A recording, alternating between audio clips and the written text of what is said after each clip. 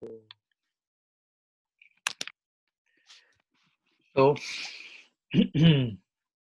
pranam to all of you. Good morning, good afternoon, good evening. And we are starting a new week with our study of Sri Raga-vartma-candrika. Today we are in our meeting number 16 and almost finishing the first part of this book, the first illumination, not today, but maybe next Thursday. And today we will continue examining, discussing the 14th verse or prose from this first illumination. Today is our third session regarding this 14th section.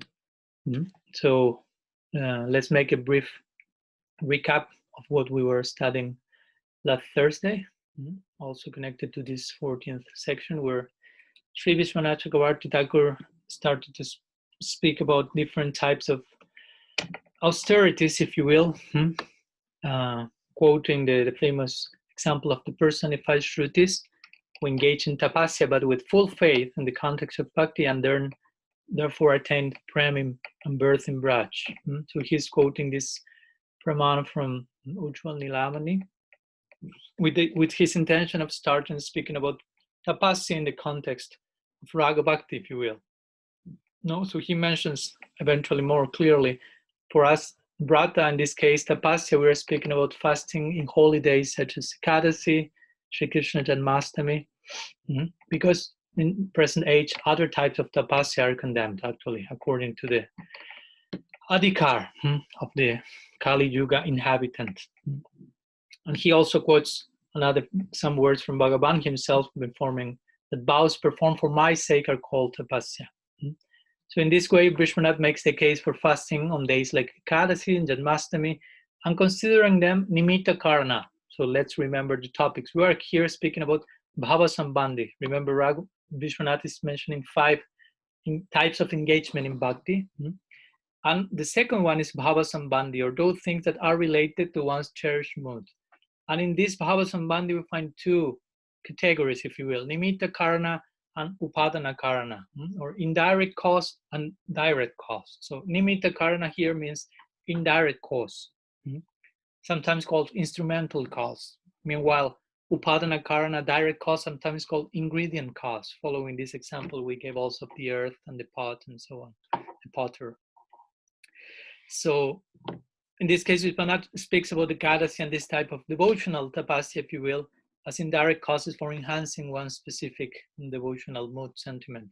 And while failing to perform these occasional duties is harmful, therefore one should, let's say, be perpetually engaged in them. Perpetually means not every single day I will perform Ekadasi, but there is something that I should follow, even though it's nimitta karana. Even though we have explained a little bit more about that again. Also, we should not make this emphasis. Ekadasi is something secondary. It's also in the context of those who are emphasizing following Ekadasi in this fasting side, but without embracing the upadana karana, the main aspects of bhava sambandhi, shravana, kirtan, these main angis of bhakti. Some people may not be emphasizing them. And in that sense, no, we have to fast in Ekadasi, and that's the all in all. In that sense, there's one way of saying that's secondary. But at the same time, he's mentioning him. There's harm when neglecting it, especially when you are aware that you are neglecting it. Not in cases like the ones we share, like Bhamsidas Babaji or Raghunath Das Goswami and so on. So then he continues speaking, quoting the Smriti Shastra, as mentioning how Ekadasi, which is nimitta karana, causes remembrance of Govinda, which is smaranam, connected to upadana karana, a direct cause for the attainment of one's cherished mood. So in that sense, he's connecting one thing to the other and emphasizing the importance of Ekadasi, even though it's indirect, if you will, it's nourishing the direct causes. So this is why they are considered bhava sambandhi, partial bhava sambandhi, according to Vishwanath. And of course, he also quoted some statement from the scripture on the other direction. Now, what will happen if you are not following that? So we found some strong quotes there that by not doing that, it's equal to killing your mother, father, brother, guru, whole family. Or quotes from Skanda Purana speaking about you become against you engage in Namaparad by neglecting your guru, by killing your guru, a form of guru or avajna. Vishnu Dharmotara also mentioning that there are different types of atonements for different sins: killing Brahman, drinking liquor, kidnapping, having desires, that lasting desire with the wife of one's guru, and so on. But there are no penances for eradicating, that can eradicate the sin incurred by engaging, by taking grains on Ekadasi. So we have these strong statements. We also try to explain them, not to get paranoid about that. I remember Brigupa nicely also shared this like more relative localized situation at that time with groups like Hit Haribams and so others that may be open about not following Ekadasi. So certain specific points are to be made also according to time, place, and circumstance, and that's why also it's important to make the historical approach to all these different texts that we, of course, will consider in one sense absolute, but also there are some at least relative details that are important to understand in the particular context. Also, we explain about the real meaning of Ekadasi as not exclusively connected to mere fasting, but as upavasa, at residing, getting closer to the Lord. Haribasara, actually, that's the name of Ekadasi that Sri Rupa prefers to mention in his Bhakti Rasamrita Sindhu, which means the day of the Lord, the day of Hari. And so that's a day where we will try to focus on our bhajan to increase Hari's pleasure. That's a day where his transcendental aprakrita senses become more prone to enjoy. So that's a great chance for us to offer some service and receive some remuneration for that service in the form of further capacity of enhancing the pleasure of Bhagavan. So Rupa Goswami again lists this Haribasara Ekadasi as the 9th anga in the list. I think I said the 10th last class, so forgive me, but for that is the 9th one in the 64 list of Bhakti Angas. And finally, just to start our lecture, he also quotes the Skanda Purana by going to the other direction, saying the ones who do not abandon the Ekadasi, even in the presence of difficulties, calamities, or untold happiness, extreme distress, extreme pleasure, or whatever, if they continue with their Ekadasi, that represents they have attained real Diksha in the true sense of the term, which speaks about the real meaning of Ekadasi and the real meaning of Diksha. And to further pound that post, he further quotes also another line from Skanda Purana, which says, whoever offers all his activities to the feet of Vishnu is a successful Vaishnava. So that's what Diksha is about. That's what the Ekadasi is about. So these two ideas, which are not conclude saying, are important for Vaishnava to consider observing Ekadasi. And while it is forbidden for Vaishnava not to accept food which is not offered to Bhagavan, that's basic point, on Ekadasi even, Vaishnavas are not allowed to take Mahaprasad which contain grains. So there is some, again, he says some offenses incur if you are taking those grains and so on. So that's a brief recap of what we saw last Thursday. So today we will continue with Bhava Sambandhi, with the second of these 5 types of engagement in Raga Bhakti that Vishwanath is like labeling in this particular way. So I think today we will be finishing with Bhava Sambandhi, and we will leave next class, maybe only one class, let's see, for the remaining 3, because he mentions them quite more briefly. So let's go to the first section of today's discussion. I'll share that with you in the chat as well. So I'll read it. It says like this. Sorry.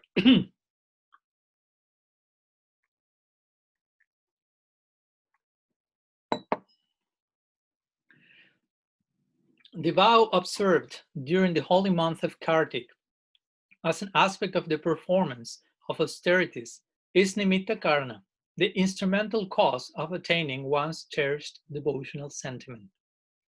And the Kartik vow as an aspect of the performance of primary devotional limbs, such as hearing and chanting, is upadana karana, the ingredient cause.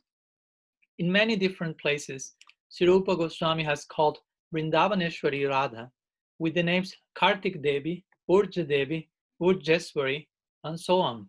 So it is clear that in the month of Kartik, one has a special opportunity for attaining her. Hence, it is compulsory. So now we are going from Ekadasi, Janmashtami, and other festivities to Kartik month, Kartik Brata, to begin with at least. So here, interestingly, Sri Vishwanath Chakravarti Pad, he speaks of Kartik Brata in a twofold way, like considering it as part of what we may consider again nimitta karana, indirect cause or instrumental cause, and also upadana karana as well, or ingredient cause, according to how we, let's say, approach, how we embrace the Kartik Brata. And it could be, of course, the two of them simultaneously. So we will now try to elaborate a little bit more in this direction. But that's the main point, first point he's been making here. No, the vow of Kartik may fall in any of these two subdivisions of Bhava Sambandhi. Upadana Karana again, or Nimitta Karana. So Nimitta Karana, or the secondary indirect cause, instrumental cause, however you may like to call it in that direction, has to do with following certain rules of abstinence of renunciation, renouncing certain foods, in that particular time, certain refraining from certain specific activities, certain things also connected to some of the stuff we saw in the previous class. So in that case, Kartik will be falling into the label of Nimitta Karana in the context of Bhava Sambandhi.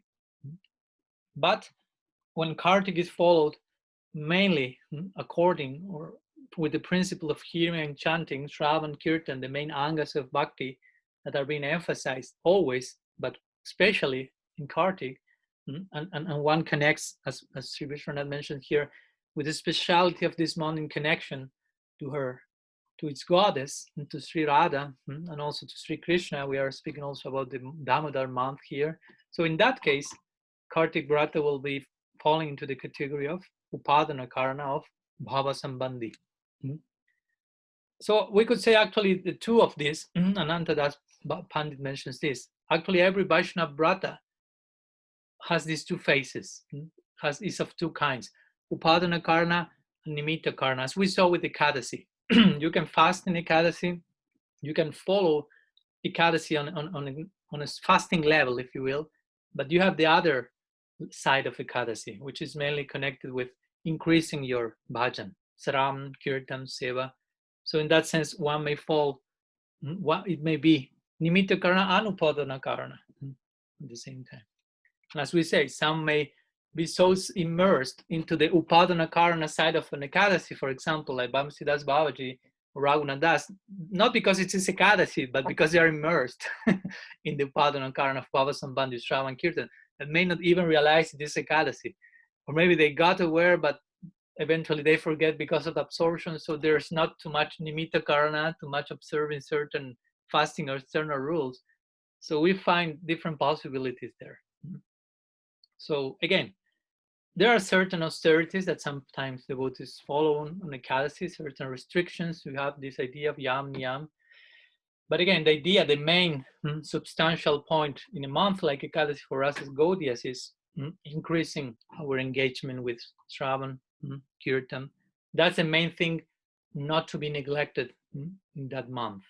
That's the main thing to observe. That's the main observance in Kartik. Sometimes devotees may get even a little bit like paranoid about eating this, not eating this, sleeping this time of time hours of day, or some more technical details that actually are taking them more and more time, mental time at least, mental structure, than all the things that they could invest into a greater, wider absorption in Shravan, Kirtan, and so on. And also, as we say, in connection to the main aspect of Kartik as Upadana Karana, in this connection, and that's why also Vishwanath invokes its goddess in this verse, Sri Radha, is because, of course, Kartik Brata is a special, some emphasis is given there for devotees to engage in Shravan Kirtan, and the special worship of Sri Radha Damodar, because we know the month called Damodar month, and generally we have this daily ceremony, daily special worship, not only remembering the Yashoda Damodar pastime, because it's there, the Damodar Lila, it's the Damodar month, So most popularly, if you will, Damodar is connected to the tying in the belly by Yashoda to Krishna, or at least her attempt to do so, and eventually her success in that. But also there's the connection of Radha Damodar, and there's another pastime even in the context of Madhurya Rasa, where Sri Radha and Krishna get tied to each other in the context of having a secret marriage ceremony and so on between them and the gopis. So whatever the case, Radha Damodar is especially worshipped in this month in comparison to other months of the year. And so it is mentioned in the Shastra that if in this particular month, Kartik, one performs even some little service in this particular time, Radha Damodar will accept it with as a great gift. Niyama Seva. Sometimes Kartik is called Niyama Seva also. And so we will try to regulate ourselves in such a way that we can offer, hopefully, a very special types of service that will create a special type of impact in our Paramarad, in our Istadev.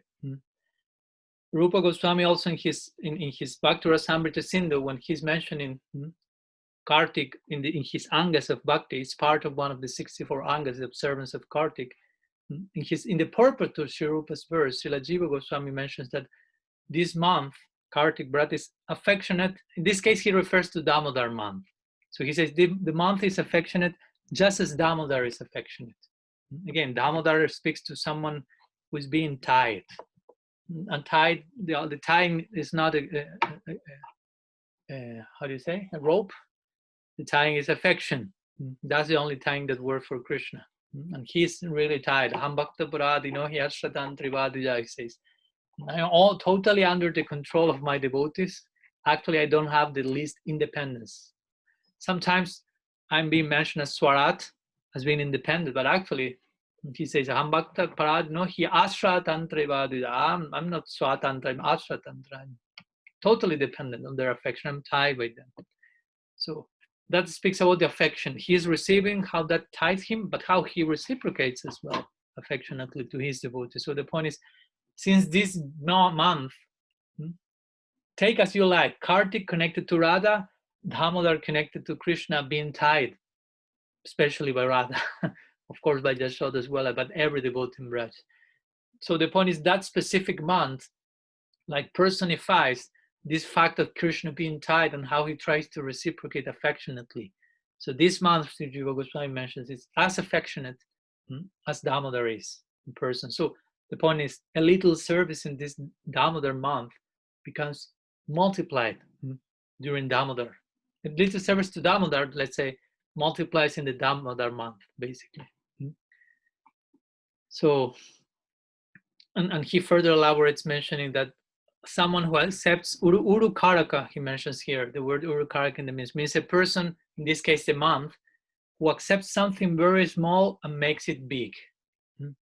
Like if you are, I don't know, like example from this world, but if you were a kid and you made some drawing to your father, and the drawing is professional, aesthetically speaking, it's not precisely a masterpiece, but for the father, the mother, I mean, they will really praise that because they will see affection there. They will cry even though technically speaking, it may be still a disaster. But in a substantial way, there is something else, and they become so partial to you, so affectionate. So even if our offering yet is not the best, if there is the best possible intention, Damodar will make that big.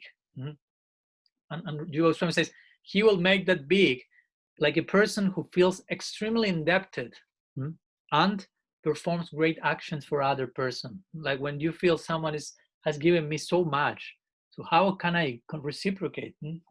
Which Sanatana Goswami mentions this in the Brihad Bhagavatamrita. He said one of the names of Krishna is Swadhana Atriptam, which means Swadhana Atriptam. He who, after giving himself Swadhana in charity to his devotees, Atriptam, feel himself unsatisfied, dissatisfied, feeling, I have not given enough yet. That's the nature of Krishna. I'm trying to give, I'm trying to give, but my devotees are giving so much to me. I'm so much indebted to them. And that depth is increasing day after day. So in this way, Krishna is affectionate. And he's considering any little service one may do in this month. So in this way, Jiva Goswami mentions this. No? In this way, Damodar month, also called Kartik month, gives great benefit because it takes whatever is meager and makes it significant. So that's great news, great hope for us, because we will feel that in the face of something like Damodar, Sri Radha, Vrindavan, Kartik, so many other transcendental substances, if you will, personalities, we are very meager. What can we give? What can we do? But there's a special hope in these particular months. And very soon we have also the Purushottam month, which is some extra feature there that is particularly interesting in this very same line also. So given the great benefits of this month, and given that this month is connected to Damodar itself, to Radha itself, the vow is eternal, is considered. Just as Ekadasi Brata is, as we say, it gives pleasure to the Lord. It's the Lord's eternal, pleasure to the Lord's eternal, the vow is eternal. Rupa Goswami also quotes in the Bhakti-rasamrita Sindhu Padma Purana regarding this Brata, Kartik Brata, especially in this case in the context of observing it in the holy Dham. And of course, we can also take it as extending the possibilities, as we say already, Brajavas, in the context of Manasi Seva, trying to recite it mentally. So Rupa Goswami says, or the Padma Purana says, that the Lord being worshipped elsewhere awards material enjoyment and liberation, bhakti, mukti, to his worshippers, but he doesn't give bhakti because bhakti controls the Lord. However, people can achieve bhakti to the Lord very easily by serving Damodar during Kartik month in Mathura just once. So he's trying to make that concentrated idea, and that's of course a tradition in Gaudiya Vaishnavas. No, Kartik Brata, many will go to Braj, will stay there for a month.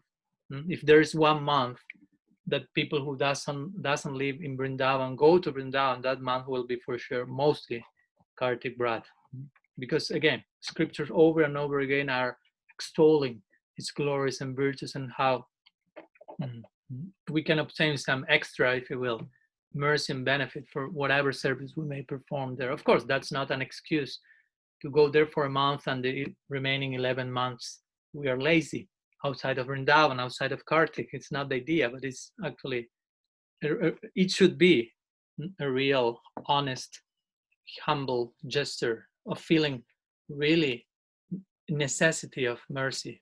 And I will take whatever special chance that will come in my way. So here, of course, in this verse of Padma Purana, there is some interesting thing said that it happens here and there. For example, when Rupa Goswami describes Bhava Bhakti as Sudurlava, very rare to attain, or even sometimes we hear Krishna doesn't give it very easily. So here, the Padma Purana verse is saying something similar. Krishna is not giving bhakti, even more specifically, because bhakti controls him. So we may reach the conclusion, but I thought that, Krishna he likes to be controlled, as we mentioned. He's totally dependent in the hands of his devotees, and he likes that. It's not that I would like to do something, to be this in somehow different, but it's like this, sorry, no. That's actually, it is said that that's Krishna's favorite quality about himself, and the fact that he becomes controlled by his devotees. So the point is, why he's not given this so easily? Jiva Goswami mentions in the purport, he commentary to this verse, that the subjugation to devotion that Krishna goes through makes him actually most happy, never unhappy. He makes that point clear from the very beginning. So we should understand that when we hear bhakti or advanced stages of bhakti like Bhava are not easily bestowed, it's not because Krishna doesn't want that, because if so, he will be controlled. He loves to be controlled. That's his favorite quality in himself. But he's not a codependent person, as we spoke the other day. We need to very clearly establish the difference between unalloyed devotion and emotional codependency. It seems the same on one level. The person is in self-forgetfulness, totally surrendered to serving the object of one's affection. But of course, the great difference is that codependency has to do with serving others so that others serving me eventually by fulfilling some emotional hole I may have in my conditional being. While unalloyed devotion and the surrender of Krishna to his devotees and vice versa has nothing to do with that. That's executed on the basis of uh, satyakam, satyasankalpa, admaram, self-satisfaction, and giving that voluntarily. So Jiva Goswami mentions, so the words through which Hari is subdued are not used to disrespect or slight devotion. You say, actually, these words establish bhakti as the greatest thing. So since it's never proper to give a supreme thing, a high price thing, a diamond, let's say, as in devotion to an unworthy recipient, that's why Sri Hari is not bestowing bhakti cheaply. That's the point, easily, unless and until the qualification is there in the recipient. So this is an important point, because sometimes we hear, I don't know, Anarpita charim chirat karunayavatirna kalono, Mahaprabhu is coming to give in a very generous way those things that is not being given for eons. Natoj balarasan sabhakti shriyam. But the point is, not necessarily everyone will get that. Not everyone will get that, nor everyone will get that immediately, because certain qualifications is required in the recipient. So there is a part for us to play in the whole game. Sadhana, bhajan, even though mercy is the main factor, we have our own will and volition and our own commitment and responsibility to the practice. So as much as we don't embrace that, as much as we don't increase our bhakti adhikar, Krishna won't give that. Not because he doesn't want to give that. If there is something he will like to do, is giving that. And the very personification of that desire is Mahaprabhu. So actually, if we really want to serve Mahaprabhu, we should understand he's so willing to bestow this upon everyone. But at the same time, there is something I have to do so I can facilitate, if you will. Now, I mean, of course, he can do whatever he likes and bestow Kripa Siddhi on everyone, but that's generally extraordinary cases. Generally, the idea, the path is sadhana siddhi, obtain perfection through practice. So something is required from us, because love is a two-way highway, if you will. So there is some will for us. It has to be voluntary, conscious act. So Mahaprabhu is expecting that from us, Sri Guru Vaishnavas. So since we should be aware of that, so we can do the needful in that regard. So that's the main point. Guru Maharaj said the other day that no, Shuddhanam means when you're chanting Harinam, desiring Prem. At least in theory, you are well informed what's Prem, that's the goal, the intermediate goal, how to go there. And you meanwhile you are not there, but you are with your eyes in that direction, you are chanting with that. And here Jiva Goswami mentions something similar. Qualification for Prem, for attaining Prem, comes when one desires only that, without bothering about any other personal benefits. So that's gradually we have to refine our prospect in that direction. At the present moment, there be some mixture. Yeah, I want Prem, but I want something else. So actually that means you don't want Prem yet. As we spoke already in terms of real raga, real lobha, what does it mean eventually? That you don't have lobha for anything else. So in theory, we know that. There's some work in progress. But gradually that should become actualized. That should become real. Because if not, that won't come to us. Jiva Goswami says that here. To such a deserving recipient, Sri Hari gives Prem. No? Deserving, of course, in one sense, we will deserve that because of the mercy we have received, which is costless. But again, there is some part in our sadhana in that direction. But the point, and the point I want to make, because I don't want to go out of the context, is that Jiva Goswami, after saying all this, he says, but, kintu, parantu, if one worships Radha Damodar in Braj Dham just once in the month of Kartik, then simply on the strength of that, even an unqualified person will attain Prem. So this last part is not to do away with the previous section again. And again, we won't go to Braj, as I mentioned, on just on Kartik, calculating everything. So I can attain Prem only, it says here, just once, if one worships Radha Damodar once. So I will go for a day. I live in Delhi, go one day to Vrindavan, offer one ghee lamp to Radha Damodar one day in Vrindavan, in Kartik. I'm done. Prem, I'm going there. No, it's not like that also. we should understand the point. As we always say, the kamutya nyaya. What if, the maxim of what if. If you do like this only once, what will happen if you are really wanting to do that all month, every single day of your life? So we should also get these statements in the proper context. And on the other side also, just to give some negative impetus as well, as is usual in the scripture, directly and indirectly, to say that if one does not follow the vow of Kartik, there will be a terrible reaction. And there are some quotes also shared there from the Skanda Purana, for example, that says, for example, Brahma is telling Narada, no, oh Narada, no, someone who lives through the month of Kartik, which is so dear to Damodar, without observing some vow, any vow, that person will be cast out of all religions and attain an animal birth in the next life. Anyone who does not observe the Kartik vow is the killer of a Brahman, the killer of a cow, a gold thief, and a constant liar.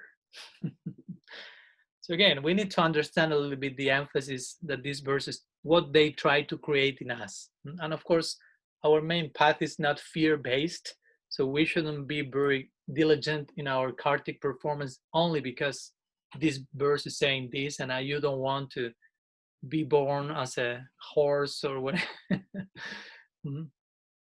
But some negative impetus is there as well, just to put the two things in the scale. So let's close this section before going to the next one. Vishwanath mentions one point at the end that is there in the section. It says, like in books like his Stavamala, Rupa Goswami has repeatedly mentioned Sri Radha's holy name of Kartik Devi, Urja Devi, Urjeswari, and therefore it is understood that those who observe the vow of Kartik will be blessed by attaining the lotus feet of Sri Vrindavaneshwari. So remember, of course, we have to recall that Vishwanath is expressing all these ideas in the context of Kamanuga Bhakti. So there will be a natural inclination towards someone who has that affinity that will see Srimati Radha as her Praneshwari, Swamini, Aradhya Devi, worshipful Istadev, and so on. So there's some emphasis, but also, of course, we are speaking about Kartik, and she's here to say Kartik Devi. She's the goddess that presides over the month. Krishna will preside over the Damodar month, but she's presiding over Kartik month, and between the two, we know who presides over who. One name of Sri Radha is Jayasri.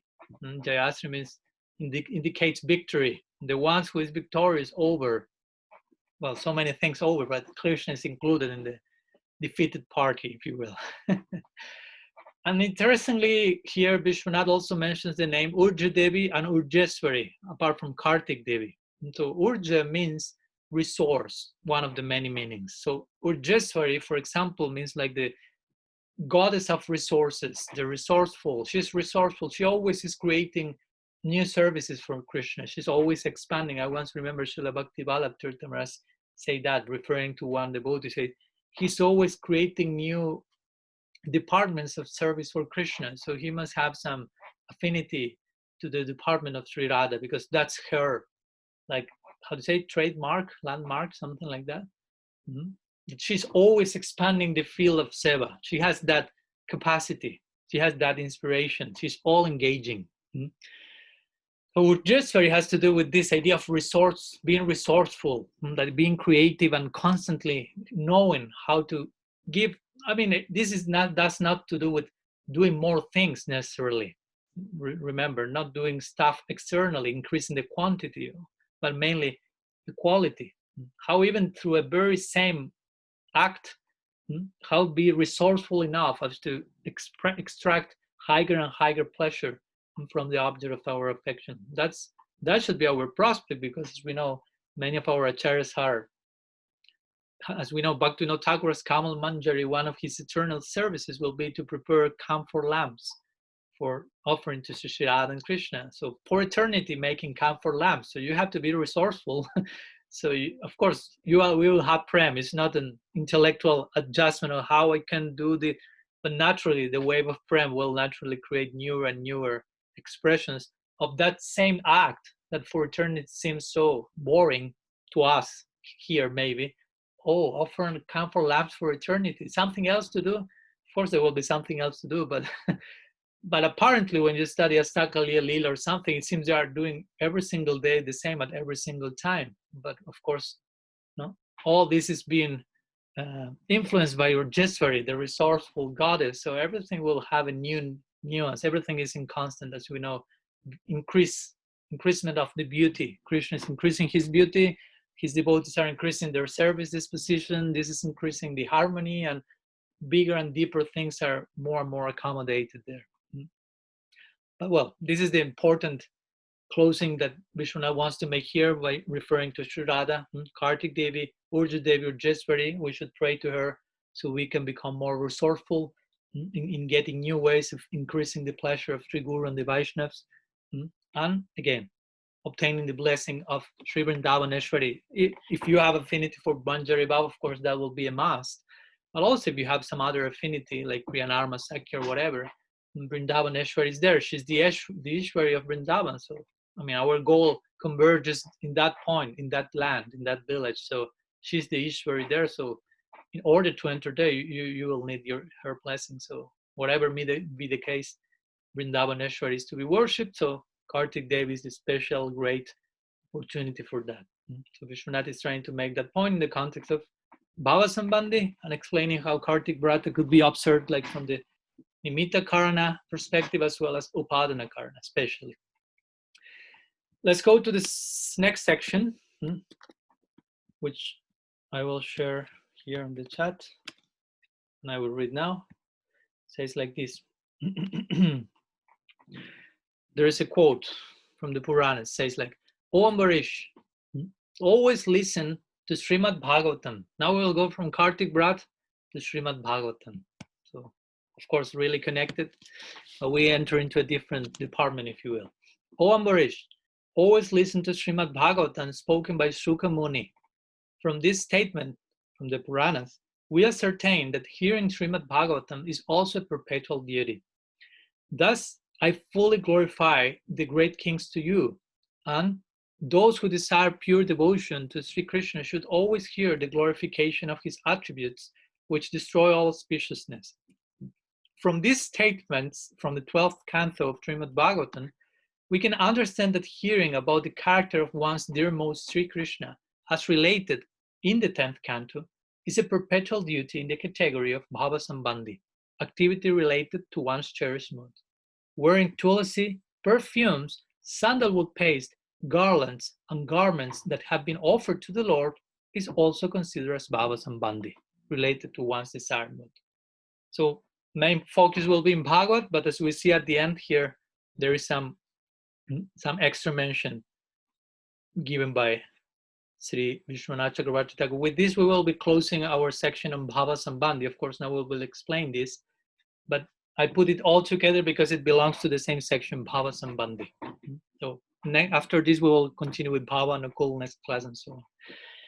So now, after speaking about Kartik, Vrata, Urja Devi or Jeswari, now is the turn of Grantaraj, the supreme emperor of all revelation, of all sacred texts, the Bhagavad, Srimad Bhagavad Mahapuran. So Vishwanath here's quoting first Padma Puran, like very nicely, like Jiva Goswami did in his Tattva Sandarbha, quoting how other Puranas are glorifying the Bhagavad, and when he further established the glories of the Bhagavatam as the supreme evidence, he will quote the Bhagavad itself to prove the Bhagavat's own supremacy. But first, he refers to other Puranas, other scriptures. So here, Padma Puran is quoted by Vishwanath. Here, Gautama Muni is speaking to Maharaj Ambarish and saying again, if you desire moksha, liberation from material existence, then always hear Srimad Bhagavatam, spoken by Sukadev, and recite it with your own voice. Not only Shravan, but also Kirtan. So this is the verse, the complete verse that is being quoted here by Vishwanath in a certain section. And so if you want mukti, of course, we know Ambarish Maharaj is a great Vaishnav. He appears in the Bhagavad. He's like the personification of the 9 forms of bhakti performed simultaneously. So he's not after mukti, mere mukti. So his idea of mukti, of course, has to do with the idea of Bhagavatam mukti. So Bhagavatam describes mukti as muktir hitvanyatarupam sarupena vyabhyastitihi. Of course, muktir hitvanyatarupam means to do away with the conditioning and getting free from all anxiety and illusion and so on. But swarupena vyabhyastitihi, also to be established in one's own swarup, in one's own nature, in one's own eternal form eventually. All that is inside the mukti idea of the Bhagavatam, which speaks more, of course, about bhakti, which is a post-liberated state. It's the mukti of mukti, if you will, getting free from the desires of getting free. Once Bhaktivinoda Thakur said that, the ones who make a difference between mukti and bhakti, they didn't understand what's mukti and they didn't understand what's bhakti. So this is the invitation of the Bhagavat itself. Alayam. Igama kalpataror galitam phalam muhurahor asika bhuvi babukaha sukat mukat dhruva samyitam privata bhagavatam rasamalayam. Pivata bhagavatam rasamalayam. Relish this Bhagavat. Alayam means many things till you get faint, till you faint and wake up again and continue drinking, as you know. But alayam means also in a state beyond liberation, in a post-liberated status, relish the Bhagavat. And the very example of Sukadev wants to make that point. He's Atmaram, he's beyond the gunas, he's relishing the Bhagavat, he's speaking that.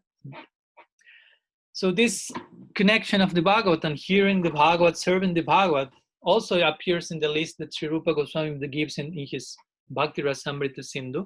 Actually, in three parts of the 64 angas of Bhakti, the Bhagavat is mentioned. Anga 43, 64, 54, and 61.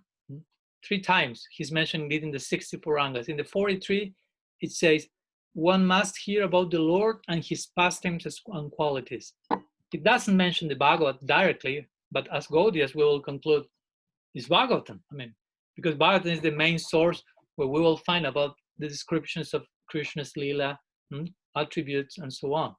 The love for Krishna, if you will, mainly, as Guru Maharaj will say, the bhav of his devotees, the main important thing.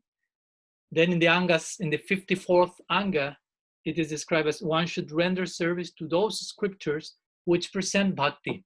Of course, there's place for other scriptures as well, but for us, again, the Bhagavad is dharma praito kaita votra, where you will find the ultimate conception of bhakti.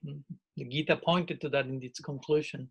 And that's why Vyasa rearranged the Bhagavad, re-edited the Bhagavad. And once the Bhagavad himself said that, Vyasa was unsatisfied with Narad, and the realization was, I have not properly extolled the position and supremacy of bhakti. So he did that in his final, if you will, work, in the final version of the Bhagavad. So again, if you say render service to scriptures that represent bhakti, Bhagavad will be the topmost. And finally, in the 61st anga, also Rupa Goswami again invokes the Bhagavad, in this case even more specifically, because it's one should relish the pleasure of the Bhagavad reading among devotees. More specifically, and this falls into the category of the last five angas mentioned by Rupa, which sometimes are considered Panchanga Bhakti, 5-fold powerful expression of Bhakti, that also Krishna Das presents in Chaitanya Charitamrita, Sadhu Sangha, Nama Kirtan, Bhagavat Shravan, Mathura Bhas Sri Murtira Shradhaya Sevana. So one Sadhu Sangha, Nama Kirtan, Bhagavat Shravan, hearing the Bhagavat, Mathura Bhas reciting Mathura Vrindavan, Shradhaya Murtira, and Sevana, serving the deity with faith and devotion. So one of these 5 powerful items of Bhakti is Bhagavat Shravan here. And the Bhagavad itself, as Vishwanath also quotes in this section, the Bhagavad itself in the 12th canto, there tells this the same point. Sukadev speaking to Raj Parikshit here, almost not the end, but entering to the end of the work. And also Rupa Goswami is quoting this Praman in the Bhakti Rasamrita Sindhu. There Sukadev refers to Parikshit saying that the glories, they are doing like a recap of the whole Bhagavad at this point. Parikshit is about to leave the world. So Sukadev say, actually the glories of the departed world, famous kings that I have just described to you, and all these dynasties are played with words that actually show that sense enjoyment is useless and renunciation is to be practiced. this topic is not spiritual, no, this description of dynasties, and so, but a person, he said, who desires pure devotion to Sri Hari will always listen to the glorification of the Lord, which destroys all inauspiciousness. So that's the point made in this verse by Sukadeva Goswami. Now, some sections, of course, for topmost devotee, every section, syllable, and letter of the Bhagavad will be speaking about its ultimate meaning.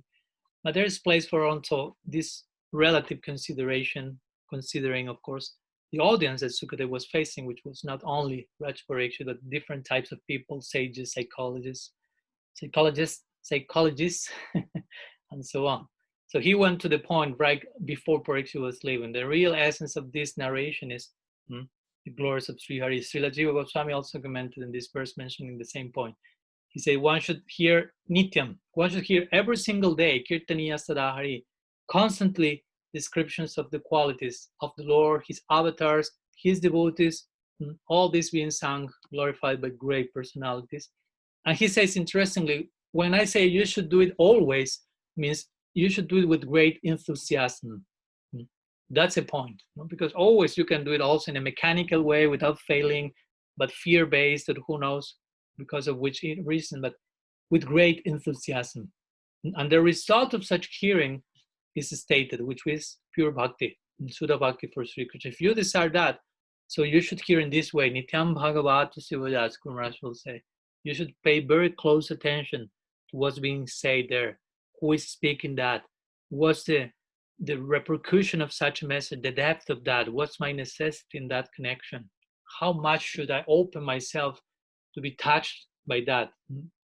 Remember, the Bhagavad starts in this way. Parikshit is saying to Sukadeva, I have 7 days to live. Is that enough time to obtain redemption, to obtain the ultimate goal? And Sukadeva say, only a moment is enough. A moment of full attention. So what must be full attention? What's the potential of our attention?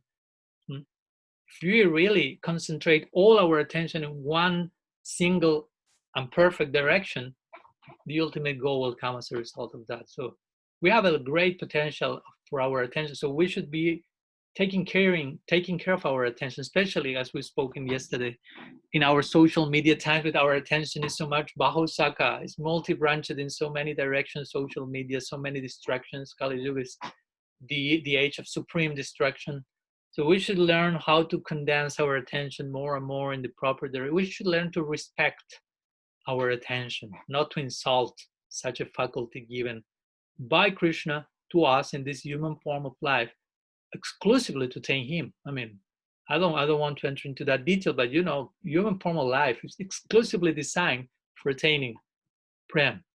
That's the conception of the Bhagavad, what is described that so many forms came from Brahma, and Krishna was not, they were not satisfied. But when the human form came, they felt some satisfaction by feeling, through that vehicle, which also implies attention and all the potentialities there, the ultimate pure love can be attained.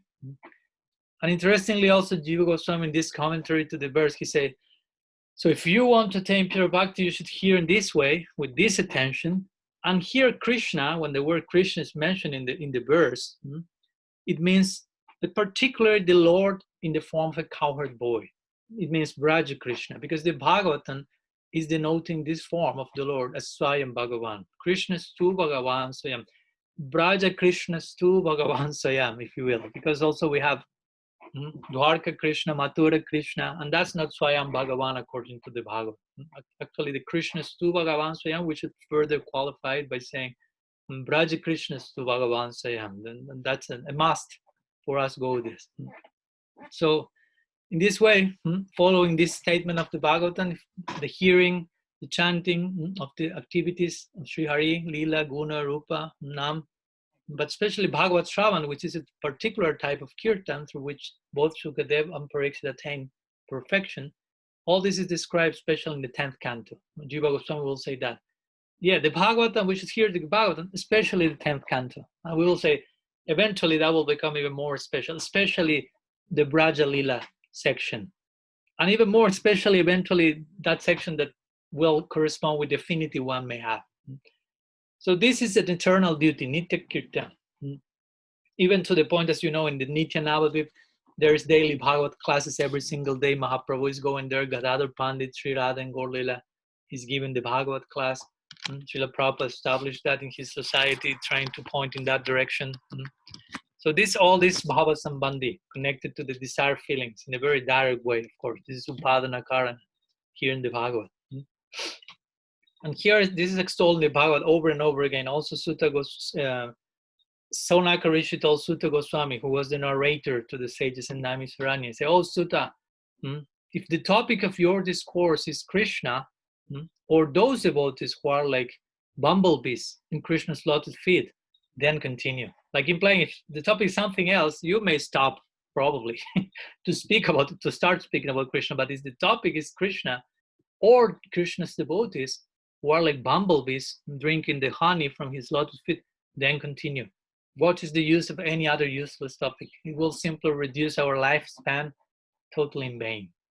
So that really means to hear attentively, to be really willing, absorbed, letting the revelation enter into you. And Bhagavatam is no different from Krishna himself. Remember, Krishna is living Kali Yuga, living the world, but Krishna staying in the world in Kali Yuga, in the Bhagavad, which is like compared to the sun in the Bhagavad itself, the sun that will shed light in the darkness of Kali, and that will help us to get rid of all those dark sections in our own inner being. Also, there's another quote, sorry for so many quotes, but they are very nice and very important. Rupa Goswami shares another quote as a reference in his list of angas of bhakti from the Bhagavad, 4th canto, that says, "In that assembly, excellent streams of nectar of the pastimes of the Lord emanating from the mouths of the saintly devotees flow everywhere. Those who drink that nectar with eager ears, with constant thirst, will forget the necessities of life, hunger and thirst, and become immune to all kinds of fear, lamentation, and illusion."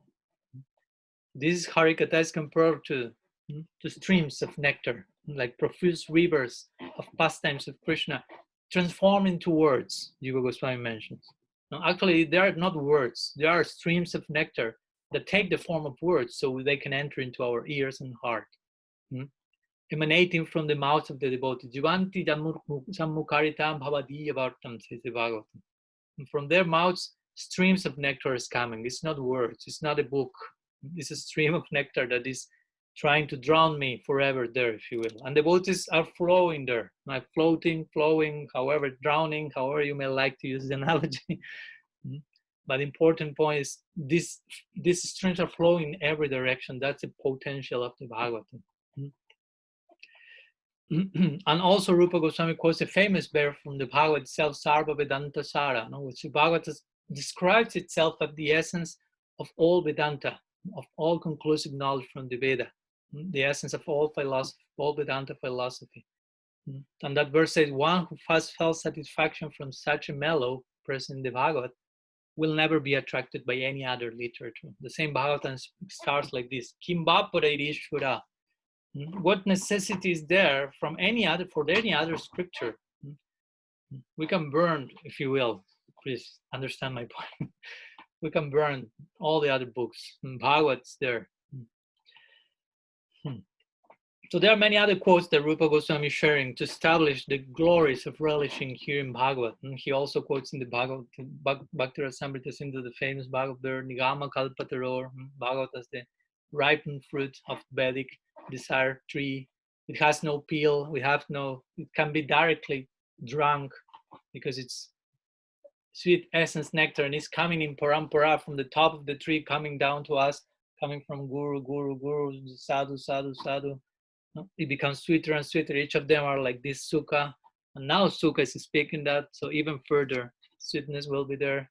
Jiva Goswami is giving a long purport to that quotation here. And finally, Rupa Goswami also quotes another verse from the Bhagavad in the context of Sukadev Goswami, which is a very important point in the Bhagavad, for the Bhagavad supremacy to be established. Someone who is an Atmaram became attracted to that. Atmarama Chamunayo, Nirgranta Pirukrame, Kurbanti Haitu Kim Bhakti Mitam Bhuta Gunohari. Sri Sukamuni, an Atmaram, someone finding deriving pleasure from the self, being beyond all grantas, all knots, or all scriptural injunctions, he became attracted to the Bhagavad. He became attracted to hearing the Bhagavad. Because itambuta guno Hari, those are the qualities of Hari. He steals away even the minds of the Atmarams, especially the minds of the Atmaram.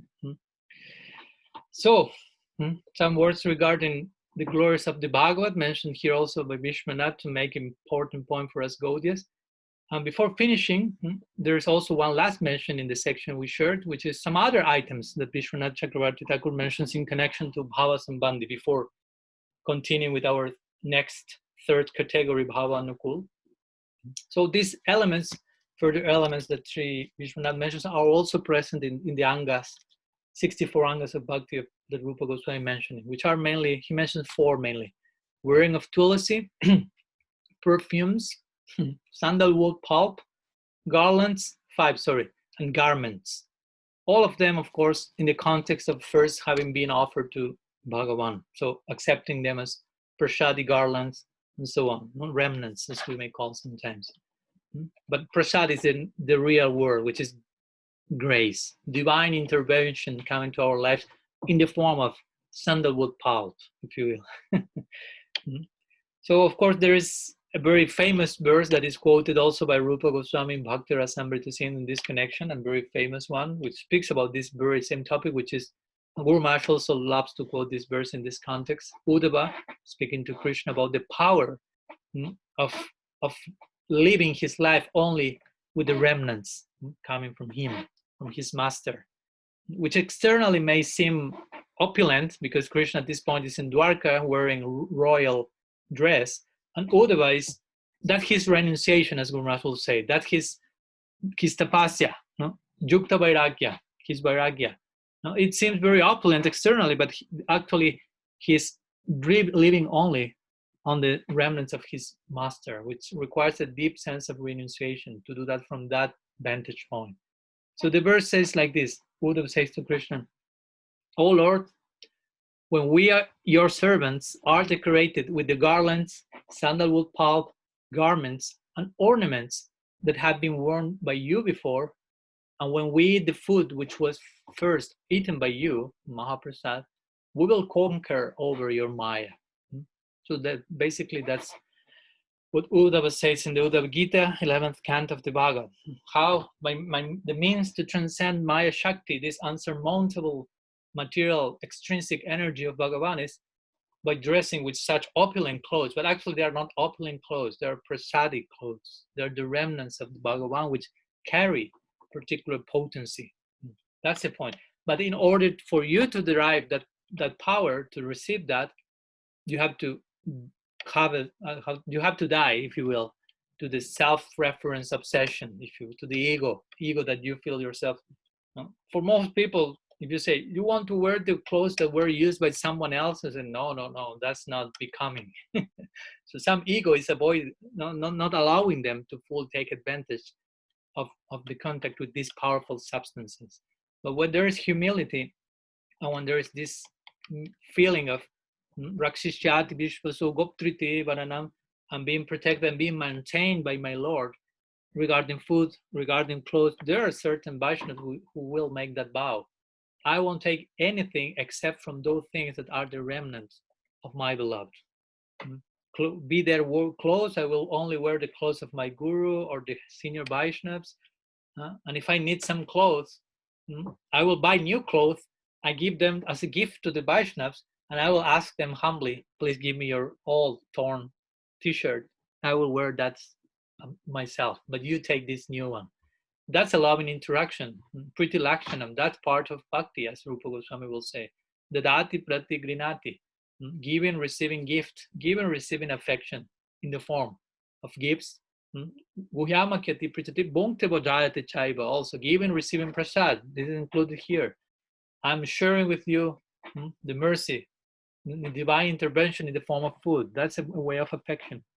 So again, here Uddhava is mentioning this important point. It's simple. It's a garland, it's sandalwood pulp, but you see there's a tradition in our tradition that you reach a temple, you receive generally, you will be welcome with those items: garland, sandalwood pulp, some prasad. So all the things are actually have been entering in touch with Bhagavan. So they are not already ordinary material items. So they have the power to transform our constitution, our psychology, our existence. And Uddhava is a prime example of this with this famous verse, which is saying, I'm transcending Maya by surrounding myself by those things that have been touched by you.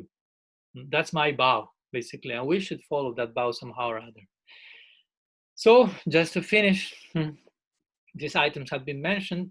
So it's why the service to these items, seva, to these ingredients, garland, sandalwood, this is render service to them by allowing them to enter in touch with us. By wearing the garland, receiving sandalwood paths, they are not in our service because they are coming as Bhagavan remnants. So we are to serve those things. We are surrounding ourselves with them, but we are trying to serve them. And that's why all this is called Bhava Sambandhi, related to one's cherished mood. This is item 23 in the list of 64 angas presented by Srila Rupa Goswami. It says one should accept flowers and garlands that have been offered to the deity and the spiritual master. So the concept of remnant from the sadhu is also there, Mahaprasad, Mahaprasad. And one should accept those things and put them on one's body. Purify, spiritualize one's own sadhaka deha in contact with those perfected items, if you will. So I will finish here today. We have finished, quote unquote, it's never ending, but with the section related to Bhava Sambandhi, as I told you. So in our next meeting on Thursday, let's see, ideally, but most probably we may see the 3 remaining elements, those practices that are favorable to our cherished mood, Swabhishta Bhava Anukul, those practices that will be neutral or not opposed to the cherished mood, Swabhishta Abhiruddha, Bhava Abhiruddha, and of course those practices that will be opposed to the cherished mood and are to be avoided, Swabhishta Bhava Viruddha.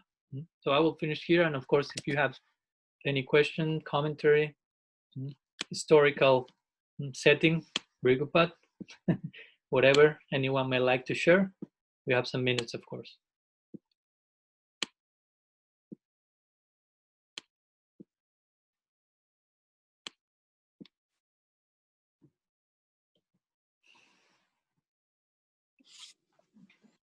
Dandavat Maharaj. Jai Brigupat. I have a question about wearing tulasi Okay. at the end. What does it actually mean? In this particular case, yes. Well, wearing tulasi in this case will refer mainly to garlands. Because in next, maybe you already read the next section, but next section they will be speaking about tulasi neck beads and how to deal with the plant itself, with the leaves itself. So sometimes there are tulasi garlands that you see that they are offered to the deity mainly. Generally, it's not that we receive a tulasi garland, or Guru won't receive a tulasi garland directly, but deities sometimes wear tulasi garlands. So again, in the context of honoring the prasadi garland, the mala, that's mentioned in this connection. But then we will speak next class about neck beads and japa mala and so many other manifestations of tulasi as well. I'm also asking because in Hari Bhakti Vilas, in connection with bathing, like when one is bathing oneself, there's mention that one should bathe with water mixed with tulsi leaves. And that sounds very strange, because then you would get tulsi leaves on your feet and so on. So I never really understood that, but that's not really connected with this, but that brought this question to mind. Yeah, what to do? I mean, Hari Bhakti Vilas is a particular book, as you know. You know that better than me, and especially for us Gaudias. I mean, I don't want to dismiss the book at all, but we know that there are so many sections that, as you say, they are like or difficult to understand or basically impossible to accomplish in practice. Like I think there is one section that he says that one should not wear any clothes that have been touched by any insect or something like this. And you realize, okay, so I'm going to be naked as Sukadeva Goswami because I mean, it's almost impossible. So yeah, there's place for so many relative considerations there. So You are working with the Haribhakti Vilas, so please deal with that properly and let me know the results. Maybe Gopal Bhatta Sanatana Goswami will reveal something regarding the bathing with tulsi water or something. Yeah. What else? Something else? Some other question?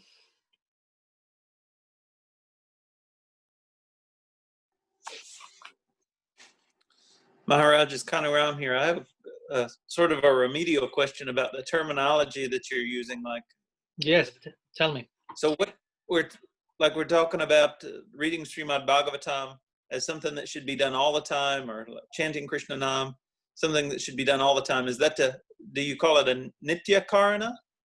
No, nitya kritya.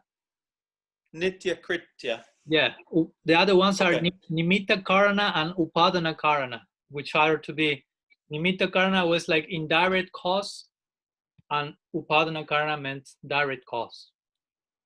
So it's like a separate labeling, if you will. And are those things all part of Bhava Sambandhi? Yes, we are still in Bhava Sambandhi till today. Next class we will go to next section. So all of those three things fall under the umbrella, so to speak, of Bhava Sambandhi. Which three things? Sorry. The term? Yeah. Yeah, all of them have been expressed in the context of speaking about Bhava Sambandhi. Okay. Thank you. No, thank you. Something else?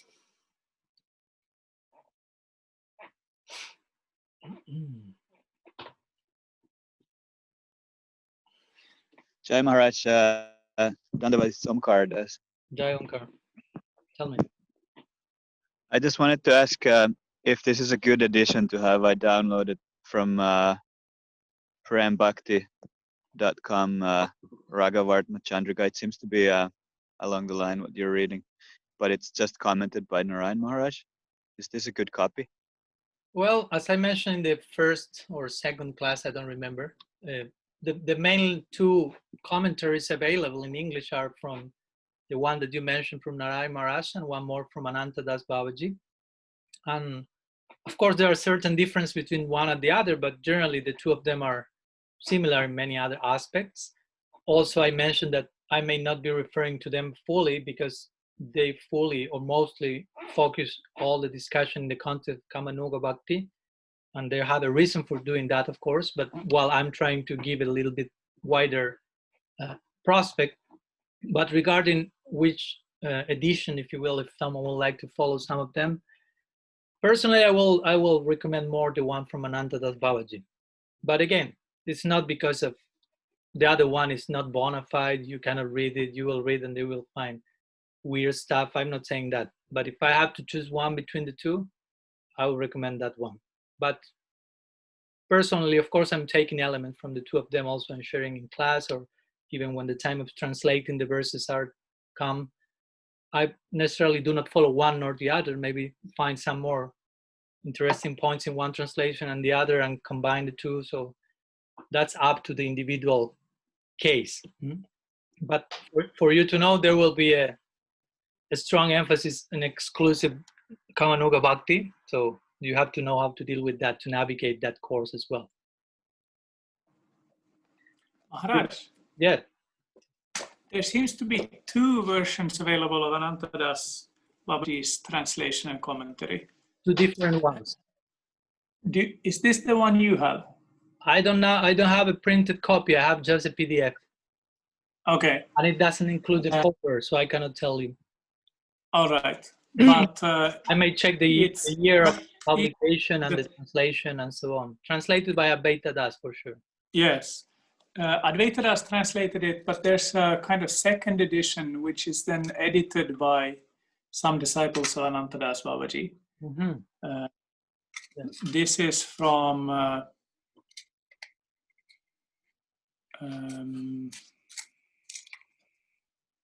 2003. So I think this is probably the best one. 2003. Yeah. Okay, I'm checking here my PDF to see if it includes the year, but it just starts immediately with the verses. No technical information of the book. And at the end, it says just the end of the commentation. So yeah, what to do is what I have in PDF. If you have that one in PDF, I may check and compare if I have the same one, but if you only have the printed It's a copy, little bit different. it may be more difficult. Or I can send you the PDF and you can check if that correlates with one edition or the other, whatever. Okay, I can check it. Yeah, I don't think there will be that big differences, but yeah, I appreciate the updates you shared. Thank you very much. Thank you. Okay, so there's one question in the chat by Annapurna says, could you say the last verse, what you said on the sword? Thank you very much. I mean, I imagine the last verse I mentioned regarding the quote I shared by Uddhava in the Bhagavad, because that was the last one. That's from 11th canto, 6th chapter, and the verse is now verse 46, where Uddhava is mentioning how he's transcending all influence of Maya Shakti by wearing Krishna's clothes and so on. Okay, so I think we are done for today. So thank you very much to all of you for your time, presence, questions, commentaries, and suggestions, and hopefully to see you next Thursday. We will continue with the Bhava Anukul section. Srila Gurudev ki jai, Sriman Mahaprabhu ki jai, Shri Harinam Sankirtan ki jai, Shri Raga-vartma-candrika ki jai, Srila Vishwanath Chakravarti Thakur ki jai, Gaur Bhakta Vrinda ki jai, Gaur Preman Haribo, Vancha Kalpataru Vyashta Kripa Sindhu Vyevacha, Ritanam Pavanebhyo Vaishnavebhyo Namo Namaha.